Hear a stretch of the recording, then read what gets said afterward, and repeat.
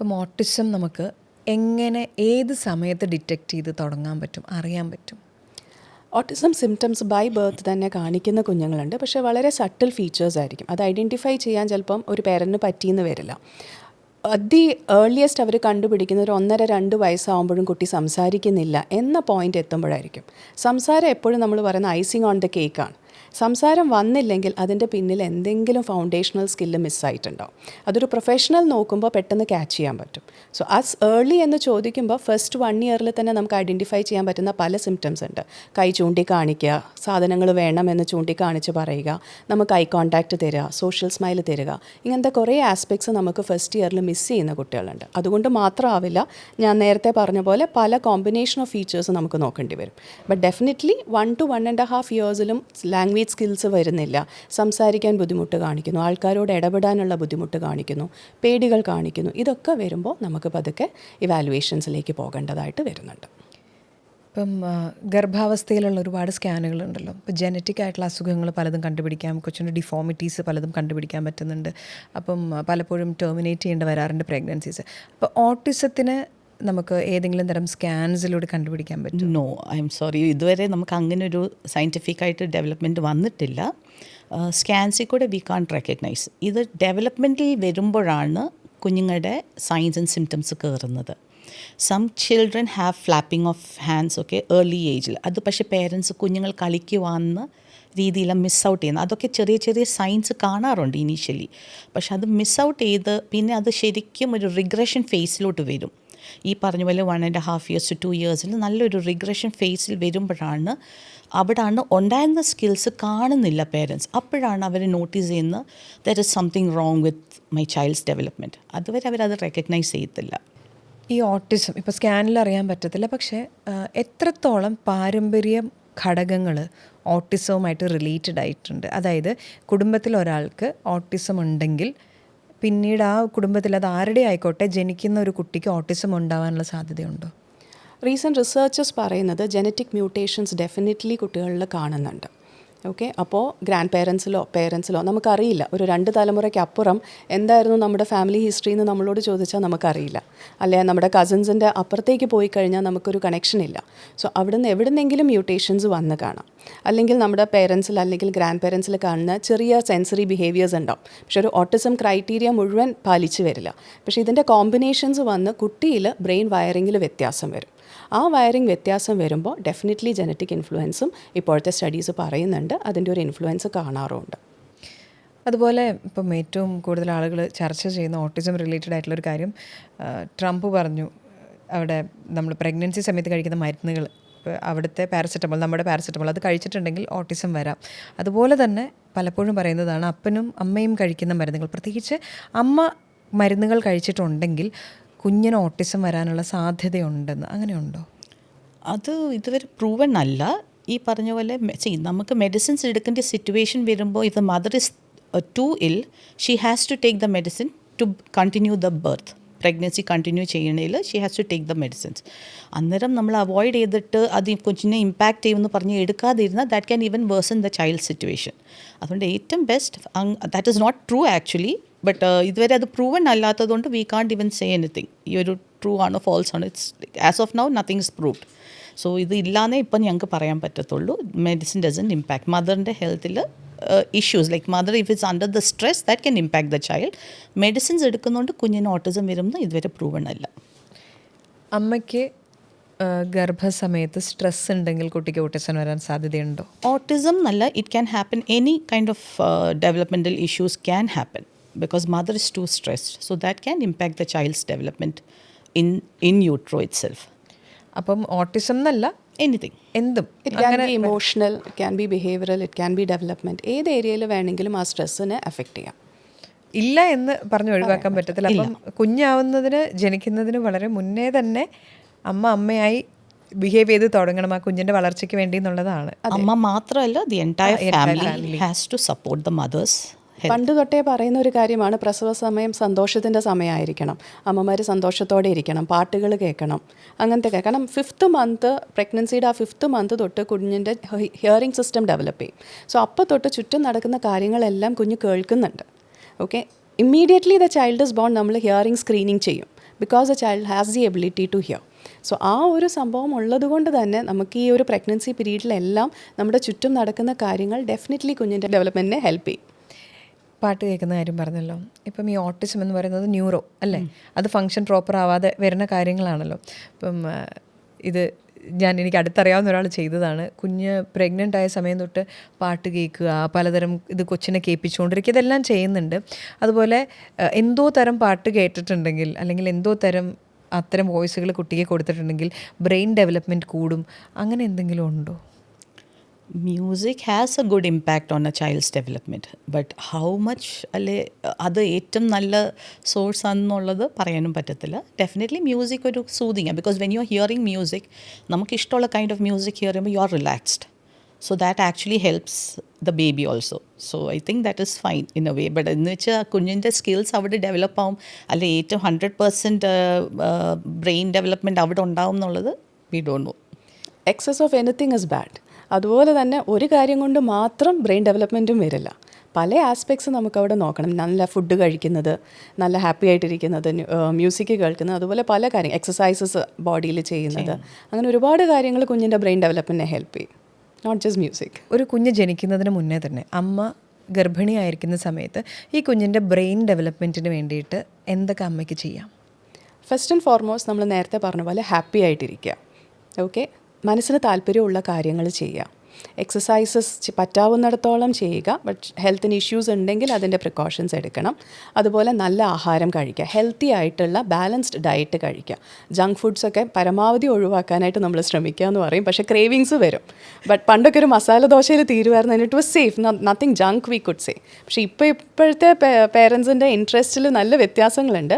But preferably നമ്മുടെ കുഞ്ഞിൻ്റെ brain ഡെവലപ്മെൻറ്റിനെ ഓർത്തെങ്കിലും നമ്മൾ ഹെൽത്തി ഫുഡിലേക്ക് മാറണം ആ ഒരു ടൈം പീരീഡ്. ഇങ്ങനത്തെ കുറച്ച് കാര്യങ്ങൾ ഇമ്പോർട്ടൻ്റ് ആണ്. ഇനി സോഷ്യലി ഓക്വേർഡ് ആയിട്ടുള്ള എല്ലാ ആളുകളും ഓട്ടിസ്റ്റിക് ആണോ? Not necessarily. അഗൈൻ ഈ ക്ലബ് ഓഫ് ഒരു group of signs and symptoms വന്നാലേ നമ്മൾ ഓട്ടിസം ആണെന്ന് പറയത്തുള്ളൂ. അല്ലെങ്കിൽ ജസ്റ്റ് വൺ സൈൻ ആണെങ്കിൽ I don't think we will ever diagnose them as autistic. Autistic ആയിട്ടുള്ള കുട്ടികൾക്ക് മറ്റ് അസുഖങ്ങൾ വരാനുള്ള സാധ്യത കൂടുതലാണെന്ന് പറയുന്നത് ശരിയാണോ? No, that is not right. Because അത് നമ്മളെപ്പോലുള്ള ഹ്യൂമൻ ലൈക്ക് ശരിക്കും നോർമൽ ബോഡിയാണ് അവർക്കുള്ളത് എന്ന് വെച്ചാൽ അവർക്ക് വേറെ അസുഖങ്ങൾ വരാൻ ചാൻസസ് ഇല്ലെന്നുമല്ല. Like they can have epilepsy, seizures വരാൻ ചാൻസസ് ഉണ്ട്, ലേണിംഗ് ഡിസബിലിറ്റി വരാൻ ചാൻസസ് ഉണ്ട്. So that those are possibilities. എന്ന് വെച്ചാൽ എല്ലാ കുട്ടികൾക്കും ഇതെല്ലാം കാണണം എന്നില്ല. That is okay. ഇനി ഓട്ടിസം എന്ന് പറയുന്ന ഒരു കണ്ടീഷൻ ഒരു കുട്ടിക്ക് വന്നു കഴിയുമ്പോൾ സോ ദി എൻറ്റയർ ആ ഒരു ഫാമിലി ചുറ്റുമുള്ളവരടക്കം ഇതിലൊരു വലിയ മാറ്റം വരികയാണ്. കാരണം നമ്മൾ നോർമലായി എല്ലാ കാര്യങ്ങളും പോകുമ്പോൾ എല്ലാവരും ഒരുപോലെ പോകുമ്പോൾ സോ ഇപ്പോഴും ഡിസ്കഷൻസ് ഉണ്ട്, ഓട്ടിസം ആണോ നോർമൽ, നമ്മളാണോ നോർമൽ എന്നുള്ള ഡിസ്കഷൻ നടന്നുകൊണ്ടിരിക്കുകയാണ്. വിച്ച് ഇസ് നോർമൽ എന്ന് നമുക്ക് പറയാൻ പറ്റത്തില്ല. പക്ഷേ when something is different everything changes അല്ലേ. അപ്പോൾ സോ എല്ലാം ഒരുപോലെ ആക്കാനാണ് നമ്മൾ ശ്രമിക്കുക.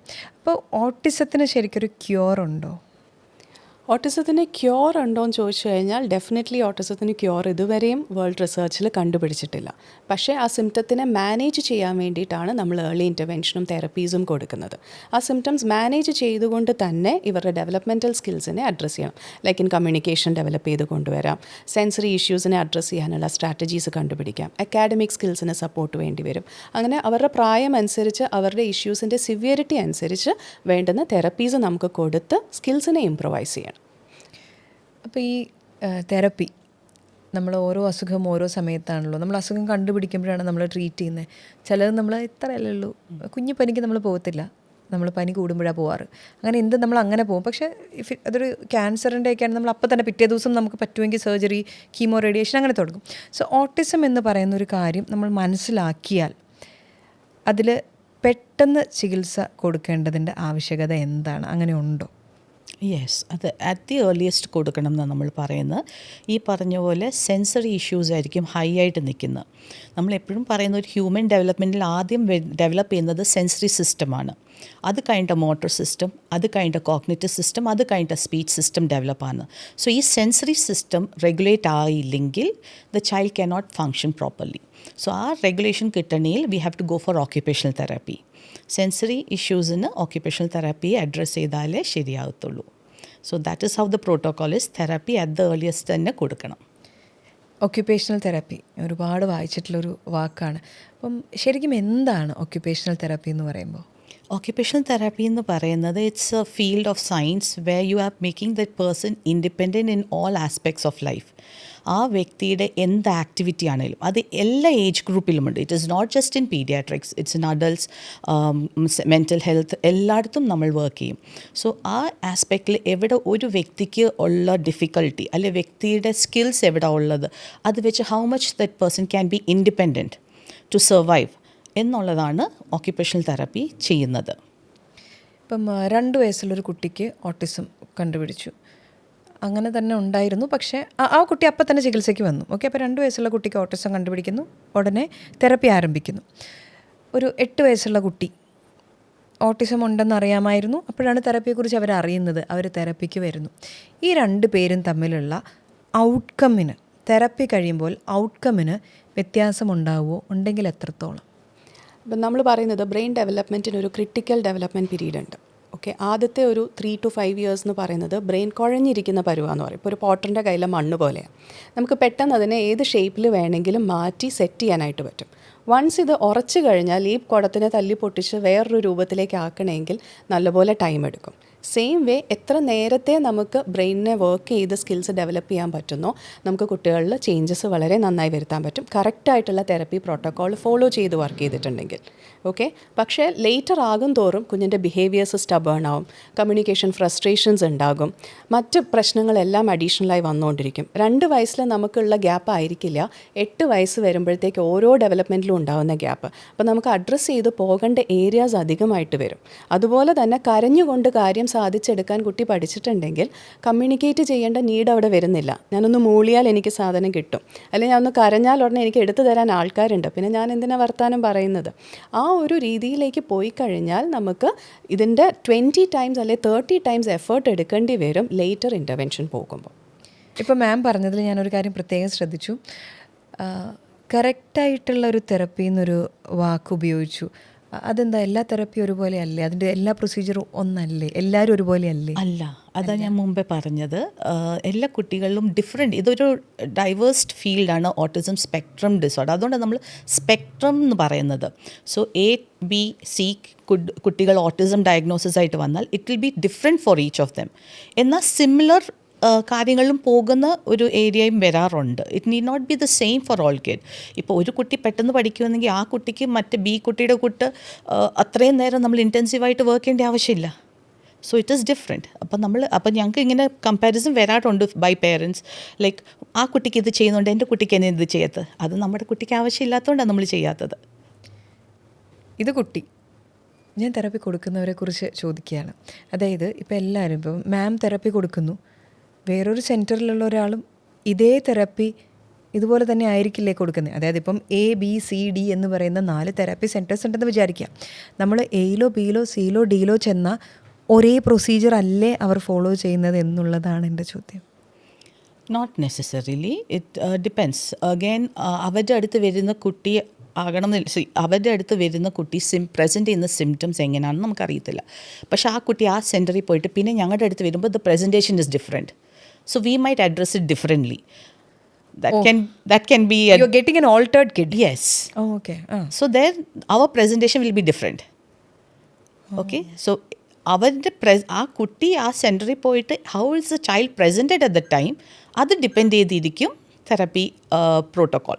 അപ്പോൾ അതൊരു, ഞാനിപ്പോഴത് ചിന്തിച്ചേ, ഓൾറെഡി കുറച്ച് മാറ്റങ്ങൾ വന്ന ഒരാളെയാണ് പിന്നീട് കിട്ടുന്നത്. അപ്പം നമ്മൾ പിന്നീടുള്ള സിംറ്റംസിനെയാണ് ട്രീറ്റ് ചെയ്യുന്നത്. അത് ചെയ്താൽ മതി.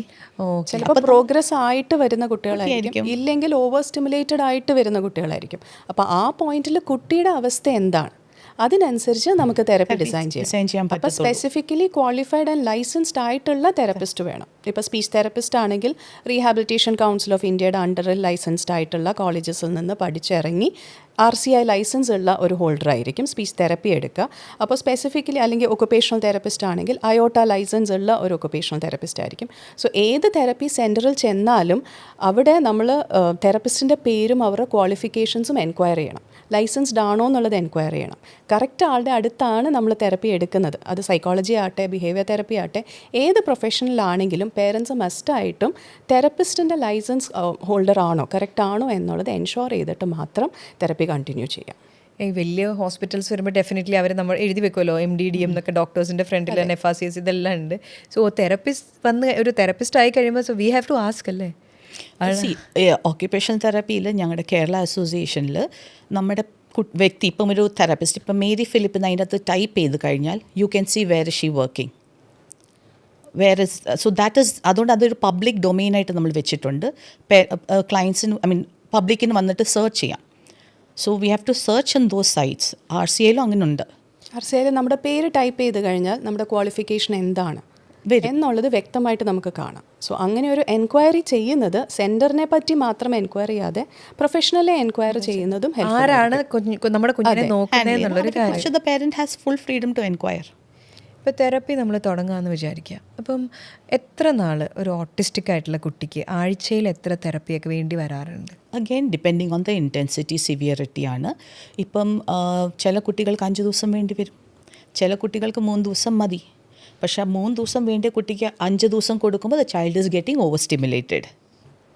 ഓക്കെ, 2 ദിവസം വേണ്ടിയ കുട്ടികൾക്ക് 5 ദിവസം കൊടുക്കുമ്പോൾ അല്ലെങ്കിൽ 6 ദിവസം കൊടുക്കുമ്പോൾ the child is getting over stimulated. So stimulation consistent and less ആയിട്ട് പോകുന്നതാണ് ബെറ്റർ. ഓവറായിട്ട് പോകല്, anything in over is bad for the health. നമ്മളൊരു അസുഖത്തിന് മരുന്ന് കഴിക്കുമ്പോൾ നമുക്കറിയാം പനി മാറാൻ പാരസറ്റമോൾ കഴിക്കണം. ജസ്റ്റ് ബിക്കോസ് 5 ദിവസം കഴിക്കാൻ തന്ന മരുന്ന് 2 ദിവസം കൊണ്ട് കഴിച്ചു കഴിഞ്ഞാൽ അതിൻ്റേതായ ദോഷഫലങ്ങളുണ്ടാവും. നമ്മുടെ body system will react to it.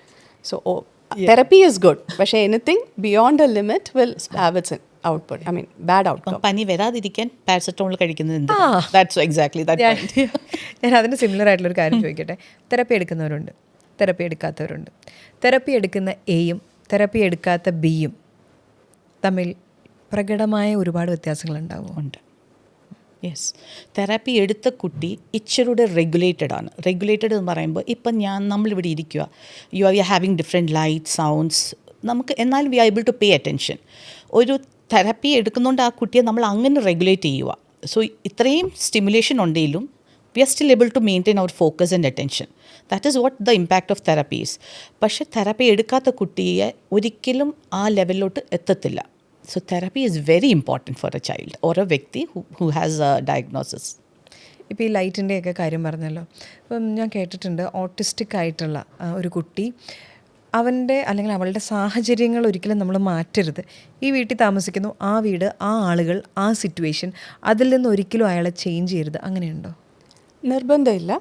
Because നമ്മൾ താമസിക്കുന്ന ലോകം ഒരുപാട് ചേഞ്ചസ് എല്ലാ ദിവസവും നടന്നുകൊണ്ടിരിക്കുന്നതാണ്. സോ അതിലേക്ക് ക്രമേണ ട്രാൻസിഷൻ വരുന്ന രീതിയിലുള്ള ബിഹേവിയർ തെറപ്പീസ് നമ്മൾ കുട്ടികൾക്ക് കൊടുത്തുകൊണ്ടുവരും as and when they are advancing in their age. Okay, so അത് റെഗുലർ പീരീഡ് അനുസരിച്ച്, പ്രായം അനുസരിച്ച് നമ്മൾ ട്രെയിൻ ചെയ്ത് കൊണ്ടുവരേണ്ട കാര്യങ്ങളാണ്. ഇല്ലെങ്കിൽ ആ റെസ്ട്രിക്റ്റഡ് പാറ്റേണിൽ ഒരു പരിധിവരെ കുട്ടികൾക്ക് വേണം, ഒരു റുട്ടീൻ വേണം. പക്ഷെ ചില കാര്യങ്ങളിൽ നമുക്ക് അവർക്ക് ഫ്ലെക്സിബിലിറ്റി പഠിപ്പിച്ചു കൊടുക്കേണ്ടതായിട്ട് വരുന്നുണ്ട്. ഓട്ടിസം എപ്പോഴും ബൈ ബർത്ത് ആണോ, അതോ അത് കഴിഞ്ഞ് പിന്നീട് ഒരാൾ ഓട്ടിസ്റ്റിക്കായി മാറും, അങ്ങനെയുണ്ടോ? യൂഷ്വലി ബൈ ബർത്ത് ആണ്, പക്ഷേ ഒരു റിഗ്രഷൻ പീരിയഡ് കാണാറുണ്ട്. അതാ നമ്മൾ പറഞ്ഞ 1.5 years to 2 years പീരിയഡ്. ആ റിഗ്രഷൻ പീരിയഡിലാണ് എവിഡൻ്റ് ആയിട്ട് കാണാറുള്ളത്. സോ അതുവരെ ആ ഒരു ഫേസിൽ കാണുന്നതാണ് നമ്മൾ പറയുന്നത് ഓട്ടിസമാണെന്ന്. ഒരു 20 years ആയിട്ട് I cannot say you have autism. Okay, because അതിൽ നേരത്തെ വല്ല ബാക്കിൽ പോയിട്ട് നമ്മൾ ആ ഹിസ്റ്ററിയിൽ എന്തെങ്കിലും സിംറ്റംസ് കാണിച്ചെങ്കിൽ വി വിൽ സേ. പക്ഷേ അന്നേരം ആക്ച്വലി ഡയഗ്നോസിസ് ചെയ്യാറ് നമ്മൾ ഹിസ്റ്ററി എടുക്കുന്ന സമയത്ത് ചിലപ്പോൾ സട്ടിൽ ഫീച്ചേഴ്സ് ഉണ്ടായിരിക്കും. അത് ഇപ്പോൾ അച്ഛൻ താമസിച്ചാൽ സംസാരിച്ചത്, അല്ലെ കുട്ടിയുടെ അമ്മ താമസിച്ചാൽ സംസാരിച്ചതെന്ന് പറഞ്ഞ് ചിലപ്പോൾ മാസ്ക് ചെയ്ത് പോയിട്ടുണ്ടാകും. പല ഓട്ടിസം ഫീച്ചേഴ്സും മാസ്ക് ചെയ്ത് പോകാറുണ്ട്. അത് മൈൽഡായിട്ടുള്ള ഫീച്ചേഴ്സ് ആയിരിക്കാം. പക്ഷേ മുന്നോട്ടൊരു സോഷ്യൽ ലൈഫ് ഫേസ് ചെയ്യുമ്പോൾ, ഒരു ജോലിക്ക് കയറുമ്പോൾ, ഫാമിലി ലൈഫിൽ കയറുമ്പോൾ ഈ പറയുന്ന ട്രൈറ്റ്സ് അവിടെ ബാധിക്കാൻ സാധ്യതയുണ്ട്. ഓക്കെ, വളരെ മൈൽഡായിട്ടേ ഉണ്ടാവുള്ളൂ. Might have, not in all cases, definitely.